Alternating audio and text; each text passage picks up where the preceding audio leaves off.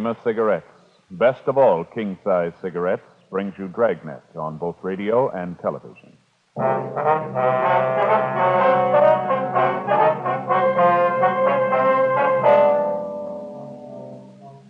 You're a detective sergeant. You're assigned to vice details. A professional gambling ring has set up operations in your city. Dozens of citizens are being victimized. The gamblers keep on the move, changing their locations day to day. Your job? Get them. Compare Fatima with any other king-size cigarette. Yes, compare Fatima with any other king-size cigarette. 1. Fatima's length filters the smoke 85 millimeters for your protection. 2. Fatima's length cools the smoke for your protection. 3.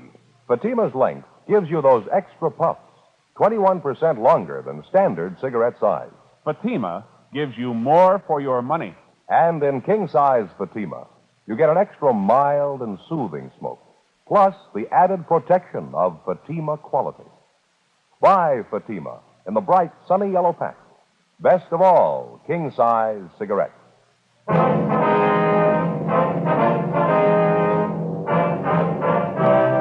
Dragnet, the documented drama of an actual crime. For the next 30 minutes, in cooperation with the Los Angeles Police Department, you will travel step by step on the side of the law through an actual case transcribed from official police files. From beginning to end, from crime to punishment, Dragnet is the story of your police force in action.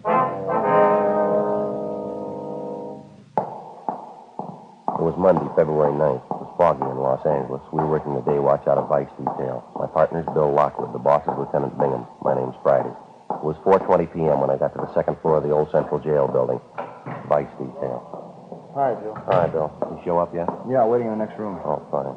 Did you talk to him yet? No, he just came in a couple of minutes ago. Figured I'd wait for you. Well, how does he seem? Sober? Does he look like he's off the luck? Yeah, he looks pretty good. Shaved, cleaned up a little. Fine. Dave, how are you? Oh, hiya, Friday. Thought I'd drop by and see you. Remember you were talking to me last week about that thing. You hear anything, Dave? Yeah, I think I might have something for you. I think it's what you're looking for. Tried to get you on the phone last night. You weren't in. Well, you should have left a message. Oh, I didn't want to do that. You know how it is. Guess I shouldn't even be coming up here like this. You got some kind of a permanent address, Dave? Phone number? Someplace we can contact you? No, I'm still floating around a little. Mm-hmm. Now, about this thing we were talking about, what'd you hear? I picked up a little chatter. I think it's what you want. Say, you fellas had your coffee. I haven't had mine. What do you say? Okay, how about the place down at the corner? Fine with me. All right, you want to check us out, Bill? Tell him we'll be back in about 10 minutes. Yeah, fine. Thank you. All right, Dave, we can go out this way. Okay. You're looking pretty good, Friday. World treating you okay? Well, I can't complain, I guess. Go ahead. Thank you. Guess we better wait for your partner, huh? What's his name? Lockwood. Oh, yeah, sure. Skipper's got something for us when we get back, Joe. All right. You're looking pretty good yourself, Lockwood. Yeah, real good. You seem to be in pretty fair shape. That pocket full of change sounds healthy. That's not too good. Still got a few dimes to rattle. Hasn't been coming too fast lately, though. Mm-hmm. You still setting pins down there at that bowling alley? Yeah, uh-huh. A lot of help hanging around, though. We really got to hustle for it. That's so. Oh, yeah. A lot of the alley's changing over to those automatic machines, you know? Mm-hmm. Quite a few guys out. A lot of the machines can set pins better than a man can. Hi, Matthews. How are you? Hi, Joe. Hi, Bill. What do you say, Jack? Say, who's that guy? He works out of the office. Why? Nothing. I thought I'd seen him around. Yeah. No, down this way, Dave. Just a couple of doors. Oh, yeah. By the way, did you hear anything about Tony? You know if he's in town? No, I've been working on it. It's Dirty Tony. He's not going to show. Go ahead, Dave. Yeah, thanks. Now, why don't you two grab the back table? I'll order up. All right, fine, Bill. Black thanks. with sugar, huh? All right. Cream and sugar for you, Joe? Yeah, that's fine. Bring a couple of those jelly donuts, would you? Okay. All right.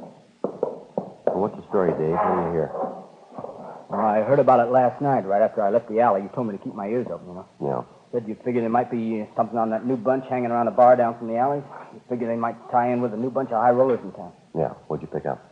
I think you figured right, from what I heard anyway. Mm-hmm. Here you go. Have a donut, Dave? Oh, yeah, thanks. You make a fine waiter, Lockwood. Thanks. We don't get a lead pretty soon. I may have to take it up. Dave was just telling me that he figures he might have something for us. He picked it up at the spot down from the alleys last night. Well, like I said, after I was through at the alleys, I stopped by the place and had a couple of beers. Can't afford anything else but a few nickels they pay me. Lucky to get enough to eat the way things are going. Yeah, it's pretty rough, I know. Well, what's the pitch you got, Dave? Well, I was sitting there having a beer and a couple of those new faces were sitting next to me. So I put my ear out and tried to pick up some of the talk. Yeah. I couldn't get all of it, but I did get enough to make out there was going to be a big game tonight. From what I could get, there's going to be a lot of scratch floating around. You hear where it's going to be, Dave? I had to play it careful, Couldn't be too nosy. Okay. I sat and had another beer, and one of the new monks heard the other guy call him Mike, I think. He asked the bartender for change to make a phone call. He got the change, went over the wall phone. I got up and drifted over that way. And made out like I was watching the shuffleboard. I caught some of his talk. Now, what was that? Well, he was talking about some big game tonight. I heard him say to the guy on the other end not to show up before 11:30. Did you get an address? Yeah, Said it'd be back of an empty store building down on Gibbons Avenue. You get a number? 9122. What was that again? 9122, is that right? Yeah. Gibbons, huh? Yeah, I'm pretty sure. As soon as I get out of the place, I wrote it down. Wait a minute. I got it. Let's see. Yeah, 9122 Gibbons. That's it. Now, this fellow that made the phone call, you say his name was Mike, is that right? Yeah, that's what I heard his partner call him. He's kind of a short guy, like 35, 36 on the fat side, black hair. Mike Filmer. You know him? Yeah, we've had an eye on him. Thought he might figure in. Not about the size of it, Dave? That all you heard? Yeah, that's about it, Friday. As soon as he finished the phone call, him and his partner left. I finished my beer and left, too. I had to. Couldn't afford another one. Real tough these days. Yeah, well, thanks a lot, Dave. Really appreciate it. Well, don't mention it. You've always done all right by me. Donut sure tasted great. Still hungry. The way I feel I could take on a 3-inch steak. I'm sorry things aren't better for you, Dave. How about a 10 spot? Will that help you any? It sure will, Friday. Thanks a lot, huh? You really can use it. Well, I'm glad to help you. You're always helping out. You sure make it nice. I mean, you make it nice and easy on a guy. How do you mean? Well, it's always there first. I never have to come right out and ask. What's that? Good, though. You always get the pitch, don't you?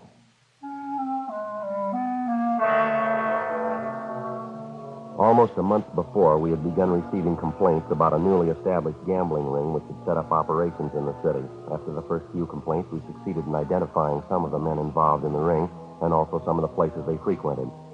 The nature of most of the complaints against them was such that we knew we were dealing with a well-organized criminal element. Even if a player happened to win at one of the games, after he left the location, he was beaten and robbed. Despite the fact that we had some of the suspects identified, we still lacked sufficient evidence to prosecute them successfully. The various victims either would not or could not identify the suspect. We knew the gang was running 3 or 4 games a week, each one of them at a different location, each one of them at a different time. In the trade, that's known as a floating game. After we left our informant, Dave Carter, we headed back to the office and briefed Lieutenant Bingham. That afternoon, we checked the address on Gibbons Avenue and found it to be a vacant store building with a for rent sign in the window. There was an entrance in front and one in the rear, windows along both sides of the building, and a plasterboard partition dividing the inside of the store into 2 parts. The place was deserted.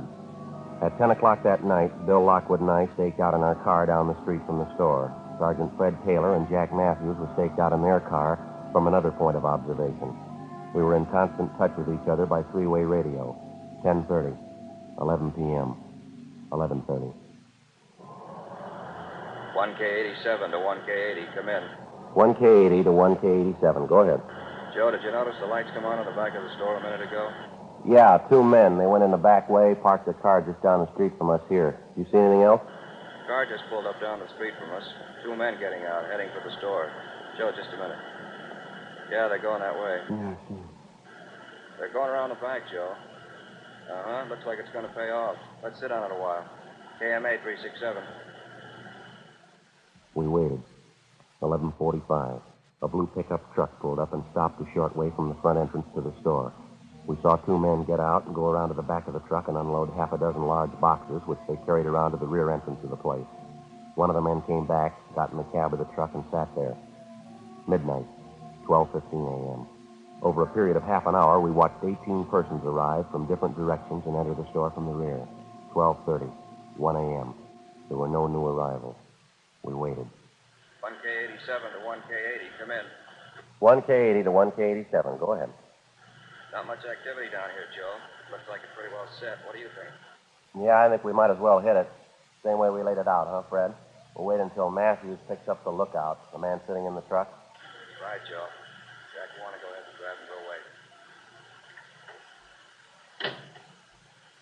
He's on his way, Joe.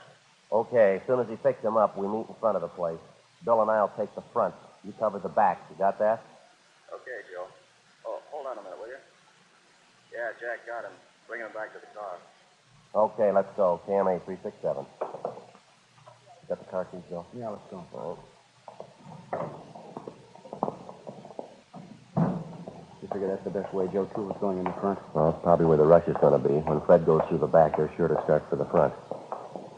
Okay, Joe? Yeah. Jack's got the lookout in our car. He'll wait for us. Right. Now, what do you think about this, Fred? You go around and hit the back door. As soon as they hear you inside, they'll probably start for the front. We'll take care of them there. That's a good idea. Give me half a minute to get back there, huh? Right. Watch yourself.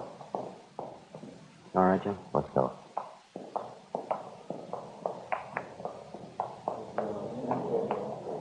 We're still going. Not wise to it. Yeah, let's hold it right. Police officer, you're under arrest now. Hold it right there. Come on, Bill. Let's hit it.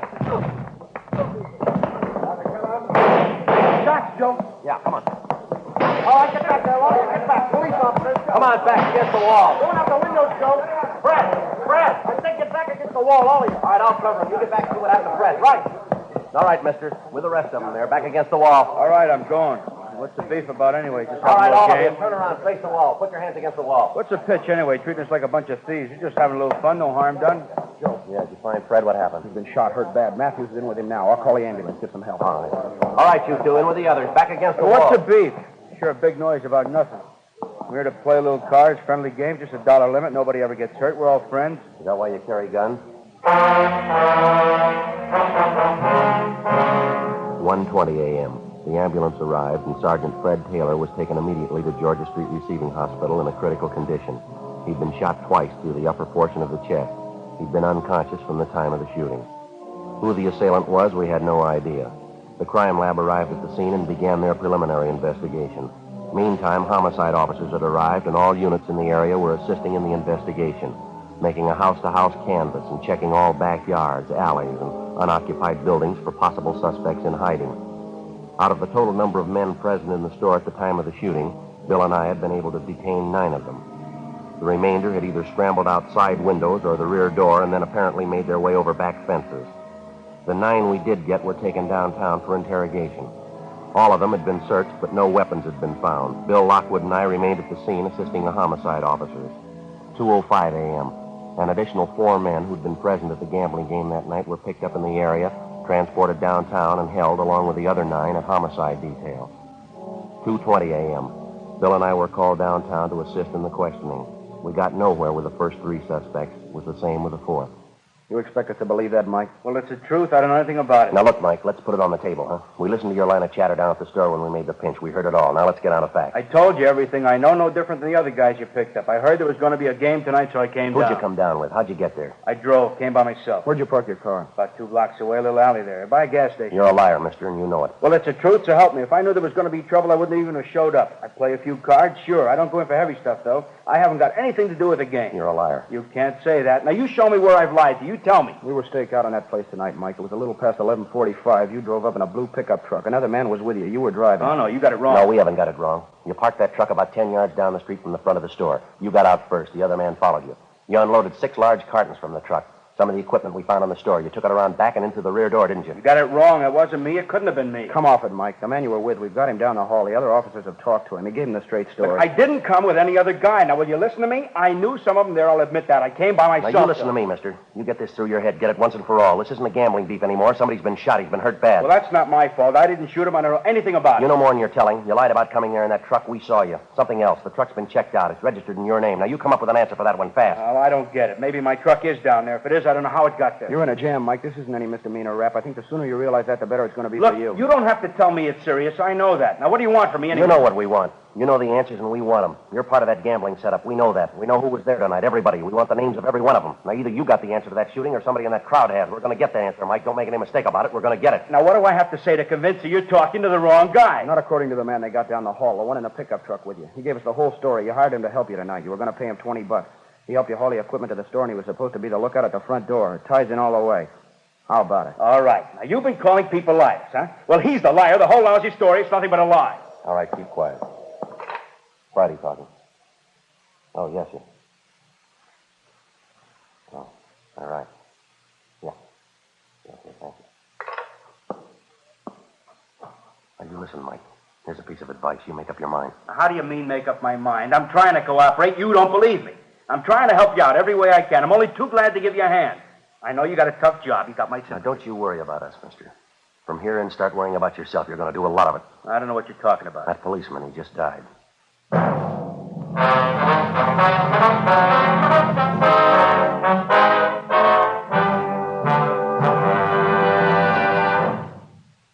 listening to Dragnet, authentic stories of your police force in action. To show our confidence in Fatima, we make this money-back guarantee. Buy a pack of Fatimas.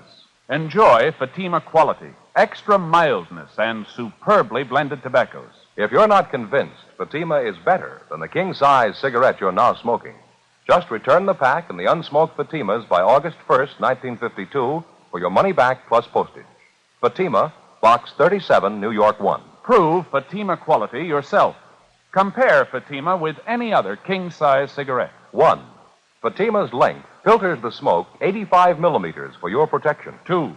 Fatima's length cools the smoke for your protection. 3. Fatima's length gives you those extra puffs, 21% longer than standard cigarette size. Fatima gives you more for your money. And in king-size Fatima, you get an extra mild and soothing smoke, plus the added protection of Fatima quality. Ask your dealer for Fatima in the bright, sunny yellow pack. Best of all, king-size cigarettes.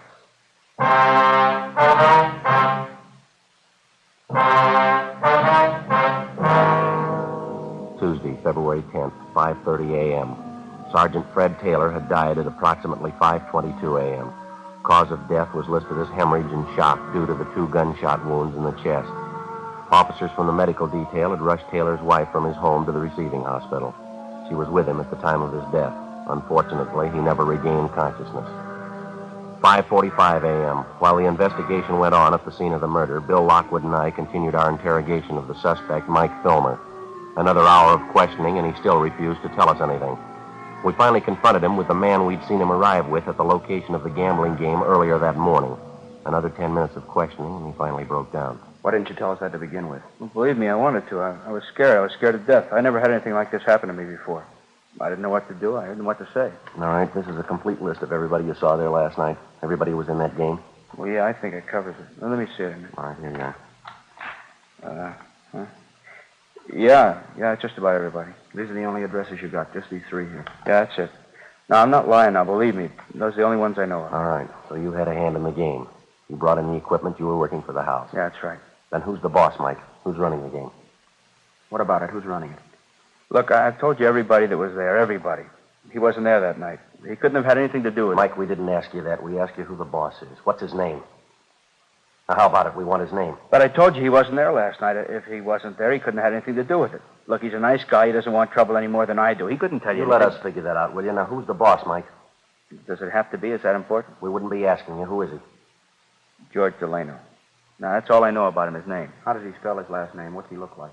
Well, I guess it's Delano.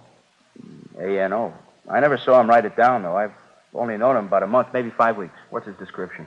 Well, he's taller than I am, about 5 feet 10, 11 maybe. Dark hair, a little bit on the heavy side. Like me, I guess. Man about 45, 50. Where does he live? Where do we find him? I don't know where he lives. Some hotel downtown, I think. The only times I ever met him was at a bar. Which bar? Whereabouts? South end of town, down in Vermont. I don't know the address, but I can point it out to you. It's a couple doors down from a big bowling alley. Right across from a theater, woman's dress shop next door. Yeah, that's right. That's the place. The only place I've ever seen him. He always calls me at home and tells me where to meet him.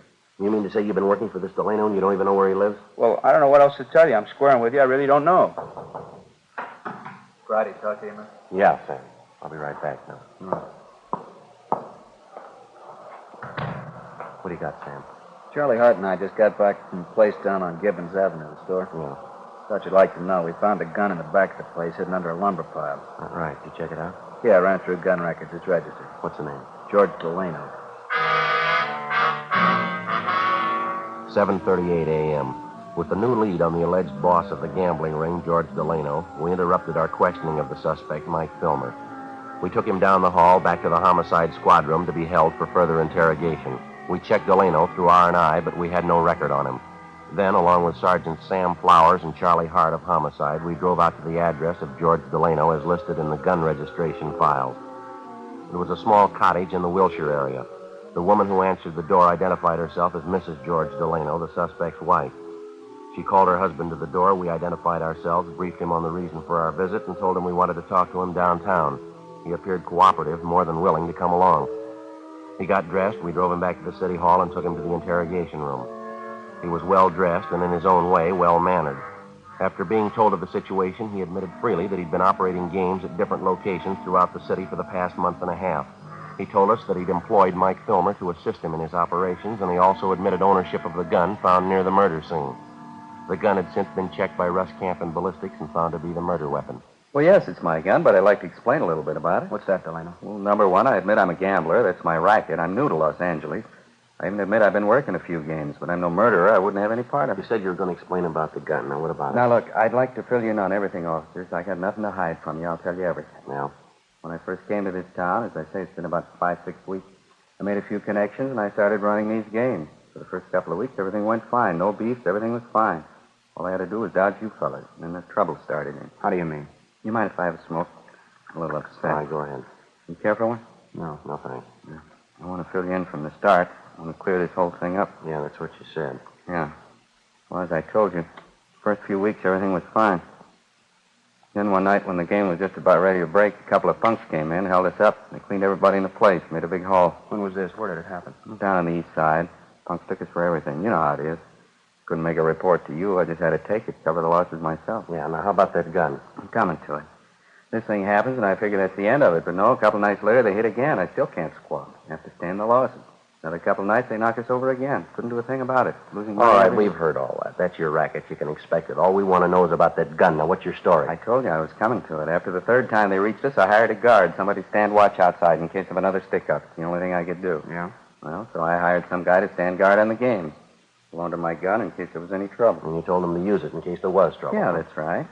How about a raid from the police? You tell him to use it for that? No. Matter of fact, I made a point of telling him about that. All he was supposed to use the gun for was just to fire it up in the air, maybe scare those punks off and warn the guys inside at the same time. We'll talk about that later, Delano. We want to know who had the gun last night. Well, the guard did. I told you I loaned him the gun. Who's the guard? What's his name? Where do we find him? His name's Jake. A friend of mine got him for me. See, Jake Gleason. I said Gleason. Where's he live? Couldn't tell you that. I don't know. I always contacted him at a bar in South Vermont, place I go quite a bit. Be a little too early to catch him there now. What do you know about this Gleason? What's he look like? I don't know. I haven't seen him much. I guess you'd say he's about 32, 33. Kind of light brown hair, tall. Ex-con, I think. Either he told me or somebody told me he did time. You knew he was an ex-con and you gave him your gun. Well, yeah, but I didn't tell him to shoot anybody. I made a point of telling him that. The dumb jerk, especially shooting a cop. All he was supposed to do was fire up in the air if those punks came around, scare him away. To help me, that's the only time he was supposed to use a gun. I told him that. Not much of a story, Delano. Can you prove it? Sure, I can prove it. You can ask Mike Filmer. He'll tell you the same thing. You can ask Gleason himself. The dumb jerk. Mike said he wasn't too sharp, a little punchy, wasn't quite right in the head. What's that? I said he was a little punchy, wasn't quite right in the head, Gleason. You mean you met him in a bar? You didn't know anything about his background. You knew he was an ex-con. You had an idea he wasn't too sharp. Maybe he wasn't all there. Is that right? Yeah, that's about it. And you put this man in a spot where you knew he'd be in trouble, and then you gave him a gun. Is that right? How about it, Delano? What are you looking at me for? I told the dumb jerk what to do. I didn't tell him to shoot anybody. Punch drunk boozer. Yeah. It's the truth. I didn't have a thing to do with it. I hired the guy, that's all. It's not my fault. What are you looking at? I wasn't even there. I didn't even know about it. I didn't kill that cop. Didn't you?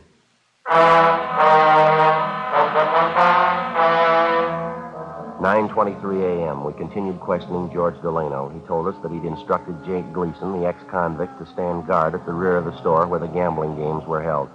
He insisted that his instructions to Gleason were that if he had to fire the gun at all, he was to fire it in the air, and then only as a warning signal in case of robbery attempt. Delano was detained by homicide officers pending further investigation. We checked the name and description of Jake Gleason through R&I and found his record and mug shot. We showed the mug to Delano, and he identified it. Gleason's record showed him to be on active parole. 10:30 a.m., we contacted the parole office. They gave us his address, and Bill and I checked it out, the second-rate hotel on South Flower Street. The manager told us Gleason had left the hotel about 7:45 that morning and that he was not expected back until after 6 o'clock that night. He also told us there was a chance we might locate him in one of the bars around the neighborhood. 10:45. We started making the rounds of the bars in the immediate vicinity. The third place we stopped at was practically deserted. The jukebox at the back of the place was turned up to full volume. There was a smell of disinfectant, whiskey, and stale perfume. There was one customer drinking at the far end of the bar. It was Gleason. Stand up, police officers. All right. Shake him down, Bill. Clean, Joe. All right. Hands in back of you. Yeah. You want to kill that jukebox, Bill? Yeah. All right, you know why we want you. Yeah, I know. I knew there wasn't any sense running. I knew you'd be around. All right, let's go. Could you do me a favor? Wait a minute, just a minute. Yeah? Just like to tell you I didn't mean it. I guess it's my own fault. I shot him. I shouldn't have had the gun, shouldn't have taken the job. I shot him. I didn't mean it. All right, come on. There ought to be a way, don't you think? There really ought to be a way. What's that? I didn't mean it. No reason to kill him. I didn't even know him. I just keep thinking there's only a way if I could take it back again, you know? Yeah, we know. If I could go back and change it, make it all different. Right from the beginning, I wouldn't even look at a gun. I'd change everything. You bet I would. I wouldn't even look at a gun. If I only had the chance, you know? Second chance. There ought to be a way. Second chance. You started with a gun, Jay. Yeah? You never had a first one. The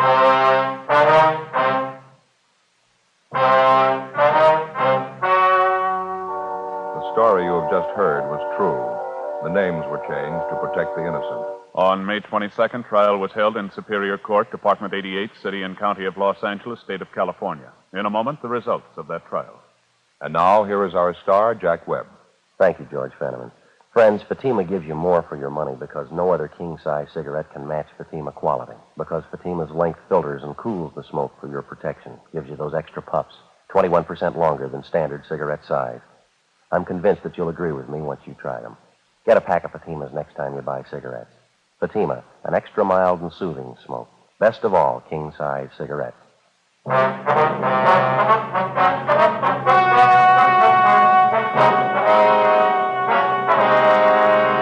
Jacob Allen Gleason was tried and convicted of murder in the first degree and was sentenced to a life term in the state penitentiary. George Delano, Mike Filmer, and all other principals were found guilty of violating the municipal code 43.01 gambling and received sentences as prescribed by law. George Delano and Mike Filmer were sentenced to 6-month terms in the county jail. Others received proportionate sentences. Ladies and gentlemen, Mr. James Fox, director on the executive board of the Mystery Writers of America. Tonight it is with a great deal of pleasure that I, speaking for the entire membership of the Mystery Writers of America in all fields, present the Edgar Allan Poe Award for the second consecutive year for the finest radio presentation in its class, Dragnet. To you, Jack Webb, and your fine group of technicians responsible for the overall production of Dragnet, we present this statuette of one of the immortals in the field of mystery, Edgar Allan Poe. Thank you very much, Mr. Fox, and thanks also to the membership of the Mystery Writers of America. And standing by to receive his award, also for the second consecutive year, as the outstanding radio writer in his field, and for the consistent job he does on Dragnet, Jim Moser. Here is your statuette. Thank you very much, Mr. Fox. Ladies and gentlemen, it's seldom indeed when the writer of any radio show receives his just and due acclaim. It's with the greatest of pleasure that we accept the Edgar Allan Poe Awards, as it is primarily a writer's award. All of us who have had a hand in bringing Dragnet into your homes each week are proud of our writer, Jim Moser. For as anyone in radio will readily go on record by saying and knowing that you're only as good as the script you read. So it's with deep gratitude that we receive the MWA Award, which best illustrates and confirms the high opinion which we all hold of our writer, Jim Moser. Thank you, Jack, and I'd like to express my special appreciation to our technical advisors from the Los Angeles Police Department, without whom none of this would be possible.